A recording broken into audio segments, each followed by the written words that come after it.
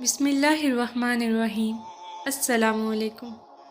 ملا نور الدین عبد الرحمن جامی، جو جامی کے نام سے مقبول عام تھے، وہ اہل فارس کے عظیم شاعر اور صوفی بزرگ ہیں۔ انہوں نے اپنی زندگی ادب کے لیے وقف کر رکھی تھی اور ان کو فارسی زبان پر مکمل عبور حاصل تھا۔ وہ 45 کتب کے مصنف تھے، ان میں نثر اور شاعری دونوں کی کتب شامل تھیں۔ عبد الرحمن، جن کا خطاب امام الدین اور نور الدین تھا، انہوں نے ہرات کے نزدیک جام کے مقام پر جنم لیا تھا، جو خراساں کا دارالحکومت تھا۔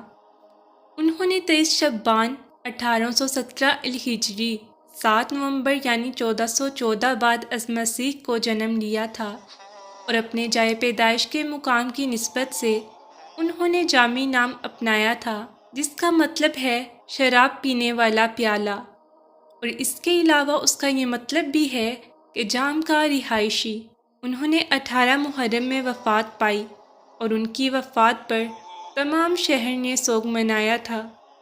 وہ فہم و فراست کی حامل ایک ایسی ہستی تھی کہ ان جیسی ہستی نے اس سے پہلے جنم ہی نہیں لیا تھا۔ وہ ایک عظیم شاعر تھے، عظیم صوفی بزرگ تھے اور عظیم مفکر تھے۔ ان کی شاعری غزلیہ شاعری کے 3 دیوانوں اور رومانوی مسینوں پر مشتمل ہے۔ انہوں نے قرآن پاک کی تفسیر بھی لکھی تھی اور صوفیاء کرام کی زندگی کے بارے میں بھی تحریر کیا تھا۔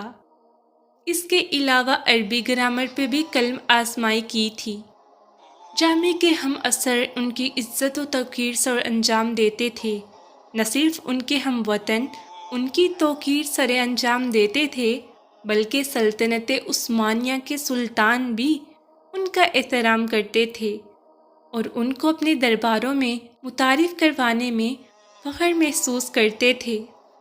جامی کبھی کسی امیر یا طاقتور کے سامنے نہ جھکے تھے اور نہ ہی ان کی چاپلوسی کرتے تھے، اور یہ خوبی اس دور کے شاعروں میں بکثرت پائی جاتی تھی۔ میر علی شیر نیوال نے ان کی موت پر کہا کہ انہوں نے 2 وجوہات کی بنا پر کلمی نام جامی اپنایا: جام کے ساتھ اپنے تعلق کا اظہار کرنے کے لیے، یہ ثابت کرنے کے لیے کہ ان کی تحریریں روحانیت کی شراب میں ڈوبی ہوئی تھیں۔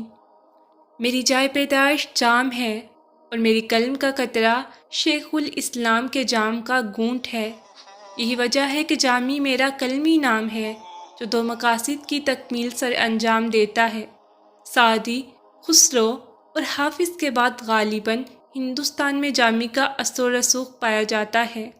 ان کا کوفیہ کا عربی تبصرہ طلبہ کی دنیا میں مقبول عام ہوا اور تعریف پائی، اور شمالی ہند کے تمام تر عربی اداروں میں مطالعہ کی ایک معیاری اور دل پسند کتاب کی حیثیت کا حامل رہا۔ اس کے علاوہ پنجاب، بنگال، جنوب میں دکن میں بھی اس حیثیت کا حامل رہا۔ جامی کی شاعری اخلاقیاتی اور فلسفیانہ نظریات بیان کرتی ہے۔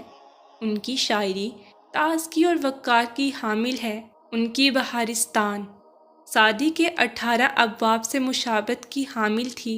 ان کے مطابق کون سخی اور فیاض ہے؟ سخی اور فیاض وہ ہے جو خدا کے لیے سخاوت اور فیاضی کا مظاہرہ کرے۔